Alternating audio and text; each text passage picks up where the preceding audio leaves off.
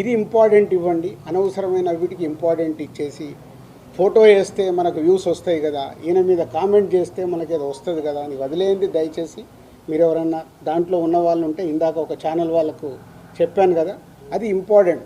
ఒక వ్యక్తి గురించి మనం చేస్తున్నామంటే కొంచెం అనాలిసిస్ చేసుకొని చేయాలి. సో నిన్న మా అరవింద్ గారు మాట్లాడడం జరిగింది. అరవింద్ గారికి ఉన్నది ఆయన ఒక క్లారిటీ ఇచ్చాడు.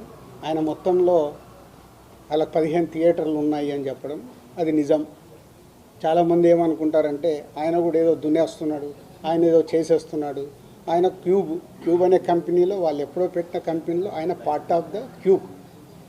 ఇట్లా ఇదే వ్యాపారంలో ఉన్నప్పుడు ఇప్పుడు నేను దిల్ రాజు డ్రీమ్స్ అని కొత్తగా స్టార్ట్ చేస్తున్నాను. కొత్త వాళ్ళ కోసం అనే ఒక కంపెనీ కొత్తగా వస్తుందని స్టార్ట్ చేస్తున్నాను. అవి కొత్తగా వస్తున్నాయి కాబట్టి నేను కొత్తగా ఆలోచించి వెళ్తే 10 ఏళ్ల తర్వాత దిల్ రాజు గారు ఎందుకు పెట్టుకున్నాడు అంటే నేను ఏం చేయగలను? 10 ఏళ్ల తర్వాత క్వశ్చన్ వస్తాయి. ఒక కొత్తగా వస్తున్నప్పుడు మేము ముందుకు వెళ్తాం. ప్రభుత్వాలని కలుపుకుంటూ ఇండస్ట్రీకి ఏం కావాలి, ప్రభుత్వాలు చేస్తేనే ఇండస్ట్రీకి ఏ సమస్య వచ్చినా ప్రభుత్వాలే చేయాలి. వాళ్ళు పెద్దన్న లెక్క. వాళ్ళు ఏదైనా మీకు ఈ ప్రాబ్లం ఉందా మేము సాల్వ్ చేస్తామంటేనే ముందుకు వెళ్ళగలుగుతాం. సో ఇప్పుడు 2 ప్రభుత్వాలు ఇండస్ట్రీకి ఎప్పుడు పాజిటివ్గానే ఉంటాయి.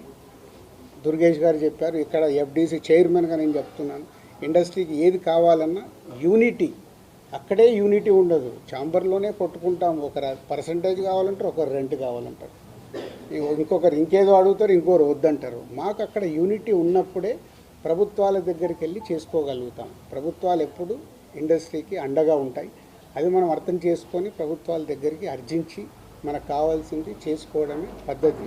సో ఇప్పటికన్నా ఈ ఎపిసోడ్కి తెరదించి నెక్స్ట్ ఎగ్జిబిటర్స్కి ఏదైతే ప్రాబ్లమ్స్ ఉన్నాయన్నారో 30th ఛాంబర్లో ఈసీ మీటింగ్ ఉంది. మొన్న అందరము ఎగ్జిబిటర్స్, డిస్ట్రిబ్యూటర్స్, ప్రొడ్యూసర్స్ మీటింగ్లో అనుకోవడం జరిగింది. ఆ ఈసీ మీటింగ్లో నిర్ణయాలు తీసుకొని కమిటీ వేసుకొని, ఆ కమిటీ ద్వారా ఇప్పుడు ప్రభుత్వాలకి కూడా ఏ డిస్ట్రిబ్యూటర్స్తోని పెద్ద ప్రభుత్వంకి సంబంధం ఉండదు. ఎందుకంటే అది ఓన్లీ ఫైనాన్షియల్ లావాదేవీలో ఉంటాయి. ఎగ్జిబిటర్కి, ప్రొడ్యూసర్స్కి ప్రభుత్వంతో కనెక్షన్ ఉంటుంది. ప్రొడ్యూసర్ అంటే సినిమా తీయాలి, వాళ్ళకి పర్మిషన్లు కానీ, టికెట్ రేట్లు కానీ, ఎక్కడైనా ఏదైనా ఈవెంట్ చేయాలంటే ప్రొడ్యూసర్కి కావాలి. ఎగ్జిబిటర్కి ఏమో ప్రతి సెంటర్లో వాళ్ళకి మొత్తం గవర్నమెంట్తో లింక్ అయి ఉంటాయి. ఈ 2 ఇంపార్టెంట్ టు కనెక్ట్ గవర్నమెంట్. వాళ్ళ ప్రాబ్లమ్స్ గవర్నమెంట్కి చెప్పి, తెలంగాణ గవర్నమెంట్ కానీ అటు ఆంధ్ర గవర్నమెంట్కి కానీ మేము చెప్పి వాళ్ళ సమస్యలు సాల్వ్ చేయించి ముందుకెళ్తాం. సో ఇది మీరందరూ కూడా అర్థం చేసుకొని దీన్ని ఎలాంటి నెగిటివ్ పబ్లిసిటీ లేకుండా చేసి ఈ రోజుతో దీన్ని కన్క్లూడ్ చేస్తారని ఆశిస్తూ మీ అందరికీ ధన్యవాదాలు. వీటన్నిటి మీద క్లారిటీ వచ్చింది. అయితే ఆయన పవన్ కళ్యాణ్ గారు చెప్పింది ఏంటంటే, ప్రభుత్వం ఏర్పాటైన ఇన్నాళ్ళకి కూడా ఫిల్మ్ ఇండస్ట్రీ నుంచి ఎవరూ ముఖ్యమంత్రి గారిని కలవలేదు అనేటువంటిది కూడా ఒక విషయం క్లియర్గా ఆయన చెప్పడం జరిగింది. సో మీరందరూ కూడా ప్రభుత్వం ఏర్పడిన తర్వాత ఉప ముఖ్యమంత్రి పవన్ కళ్యాణ్ గారిని కలవడం జరిగింది. ఆయన కూడా మీ ఇండస్ట్రీ నుంచి వచ్చిన వాళ్ళు కాబట్టి. కానీ ఆ తర్వాత కూడా ఎందుకని ఇనిషియేషన్ జరగలేదు ఛాంబర్ నుంచి కానీ మీ పెద్దల నుంచి? ఇప్పుడు మాకున్న కమ్యూనికేషన్ అదే. మళ్ళీ ఇప్పుడు పెద్దలు అని అంటే ఇండివిజువల్. మళ్ళీ ఇక్కడ ఏమవుతుందంటే నాకు ప్రాబ్లం ఉంటే నేను పరిగెత్తా, నాగవంశీకి ప్రాబ్లం ఉందంటే ఆయన పోయి టికెట్లు తెచ్చుకుంటున్నాడు, మైత్రి వాళ్ళకి ప్రాబ్లం ఉందంటే వాళ్ళు పోయి టికెట్లు తెచ్చుకుంటున్నారు. అంటే ఈజీ యాక్సెస్. నా ప్రాబ్లం కదా ఇది, నేనే వెళ్ళాలి కదా అని ఇండస్ట్రీ తరఫున డ్రైవ్ చేసి తీసుకెళ్లాల్సింది ఓన్లీ ఛాంబర్. ఆర్ ఇప్పుడు ఆర్టిస్టుల సైడ్ అంటే మూవీ ఆర్టిస్ట్ అసోసియేషన్. ఛాంబర్ ద్వారా అడిగితే 2 సార్లు మేము కలవడం జరిగింది. ఎఫ్డీసీ ద్వారా అడిగాము అపాయింట్మెంట్, మాకు ఇంకా అపాయింట్మెంట్ రాలేదని వాళ్ళ దగ్గరికి వెళ్ళి వచ్చింది. ఎందుకంటే నేను లాస్ట్ ఇయరే ఛాంబర్ ప్రెసిడెంట్. వన్స్ నేను ఛాంబర్ ప్రెసిడెంట్ నుంచి బయటకు వచ్చాక ఎఫ్డీసీ చైర్మన్ అయ్యాను కాబట్టి నా ఫోకస్ తగ్గింది. సో ఇక్కడ ఎఫ్డీసీ చైర్మన్ నా పనులు చేసుకుంటే ఫోకస్. మాకు ప్రాబ్లం ఉన్నప్పుడే ఛాంబర్కి వెళ్తాం. ఇది నిజం, దీంట్లో ఏం అబద్ధం లేదు. మాకు ప్రాబ్లం లేకుంటే ఎవ్వరము ఆ ఈసీ మీటింగ్కి వెళ్ళి అటెండెన్స్ వేసి బయటకు వచ్చేస్తాం. ఇప్పుడు కళ్యాణ్ గారికి ఏమైనా కోపం వస్తే పెద్దన్న అన్నాను కదా, పెద్దన్న తిడతాడు, పడతాము, ఏముంది. వాళ్ళ హర్ట్ అయ్యారు కళ్యాణ్ గారు, హర్ట్ అవుతే మమ్మల్ని తిట్టే అధికారం వరకు ఉంది కదా, అట్లా ఆలోచిద్దాం.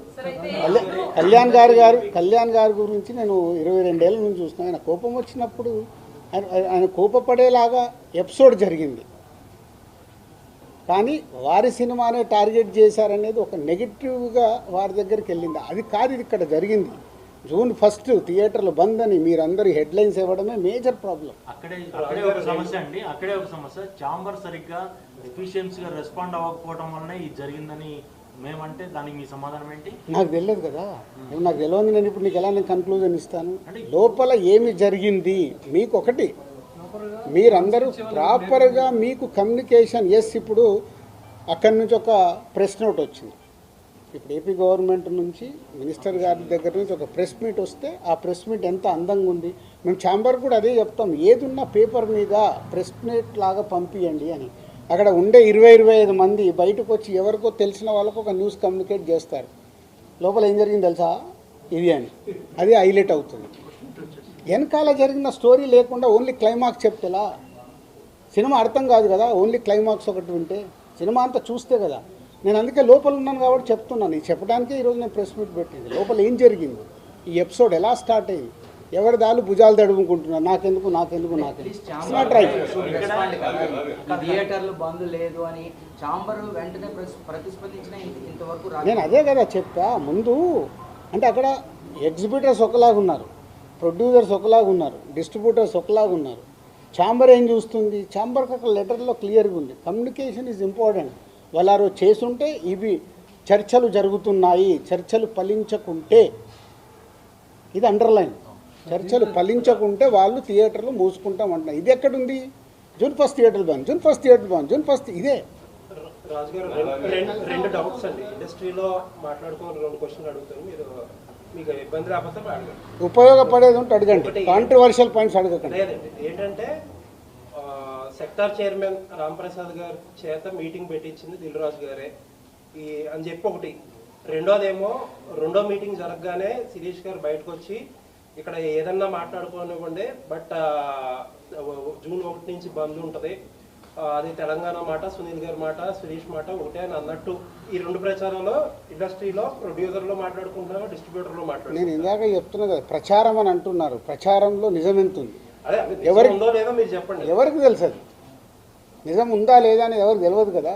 ఇప్పుడు నేను ఛాంబర్ ప్రెసిడెంట్గా నేను ఎలక్ట్ అయినప్పుడు ఎగ్జిబిటర్స్ అందరూ ఈసీ మెంబర్స్ అక్కడ ఫస్ట్ ఛాంబర్ మీటింగ్లో అడిగారు, సార్ ఈ ప్రాబ్లమ్స్ ఉన్నాయి మాకు ఇలా కావాలి, డెఫినెట్గా మాట్లాడతామండి ప్రెసిడెంట్గా అని చెప్పాను.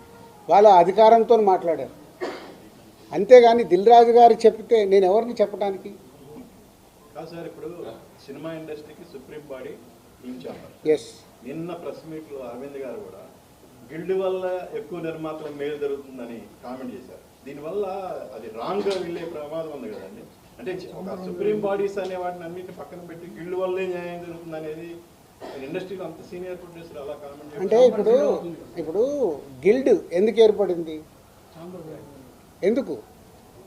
సినిమాలు నిర్మించే వాళ్ళు 10 నుంచి 20 మంది యాక్టివ్గా ఉండేవాళ్ళు ఉన్నారు. కాబట్టి మనం కౌన్సిల్లో మాట్లాడినా, అందరిట్లో ఛాంబర్లో మాట్లాడినా వీటికి మాకు సాల్వేషన్ రాదని గిల్డ్ అనేది ప్రారంభించడం జరిగింది. ఆ యాక్టివ్గా ఉన్న ప్రొడ్యూసర్స్, అక్కడ వర్కింగ్ కమిటీ అనేది ఒకటి, యాక్టివ్ ప్రొడ్యూసర్స్ ఒకటి, 2 గిల్డ్లో 2 కమిటీలు ఉన్నాయి. ప్రొడ్యూసర్స్కి సంబంధించిన మట్టుకి అక్కడ మాట్లాడతారు. కాబట్టి అరవింద్ గారు ఆ సెన్స్లో అని ఉంటారు. But ultimate final government approach కావాలన్నా, ఫెడరేషన్తో మాట్లాడాలన్నా, ఏదైనా main body is a chamber. Sir but ఇప్పుడు ఈ ఇష్యూ మీద గిల్డ్లో కూడా ఏకాభిప్రాయం లేదు కదా సార్? ఎక్కడ ఉండదు. కాదు ఇక్కడే కాదండి.